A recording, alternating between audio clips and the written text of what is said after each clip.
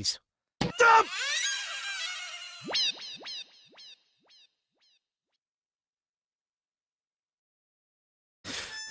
thank god মই আকৌ ভাবিছিলো আপুনি মোক কিবা ফালন দিবলৈহে আনিছে নেকি আপুনি জানো তেনেকুৱা কাম কিবা কৰিছে না আচ্ছা মোক ঘৰটো ঠিক কৰি দি আপুনি যে একেবাৰে নাইকিয়া হৈ গ'ল এবাৰতো খবৰ এটা ল'ব যাব পাৰে মই একেবাৰে টাইম মিলাব পৰা নাই মোৰ নিজৰ বেয়া লাগি আছে যাম দিয়ক এনে কেনেকুৱা পাইছে ঘৰটোত থাকি সুন্দৰ অপূৰ্ব শান্তিয়ে শান্তি যেন স্বৰ্গপুৰী মই জানো নহয় ছাৰ মই আপোনাক বেয়া ঘৰ এটা চাই দিম নেকি সেইকাৰণে ভালৰ ভাল ঘৰটো চাই দিছো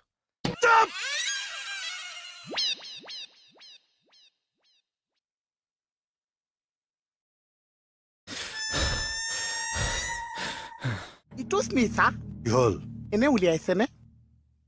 কি কণী পইচাটো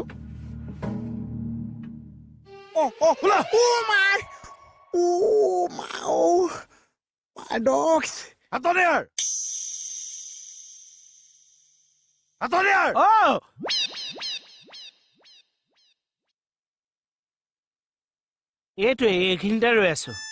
সোমাই হওক পাৰিলে কি কমল নাই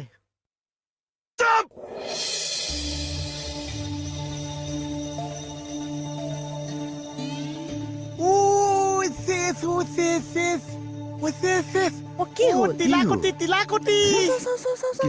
কি হলো তিলাকুটি আছে হাতত তিলাকুটি কিলাকতি কি হ'ল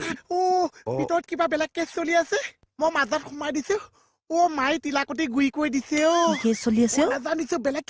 কেছ কি বেলেগ কেছ কোৱাচোন দুটি বেলেগ কেছ তিলাকুটি শেষ পিটিকি দিয়া একো পিটিকি দিয়া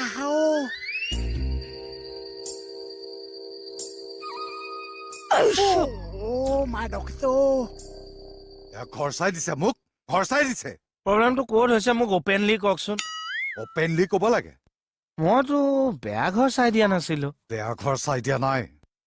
শুবলৈ শান্তি নাই খাবলৈ শান্তি নাই ঘৰটোত সোমোৱা দিন ধৰি আজিলৈকে মই ভালকৈ গা ধুব পৰা নাই আনৰ চোফাত আহি শুইছোহি মই কওকচোন কওক ডিটেইলছত কওকচোন মোক কি ডিটেইলছত ক'ব লাগে ন কওকচোন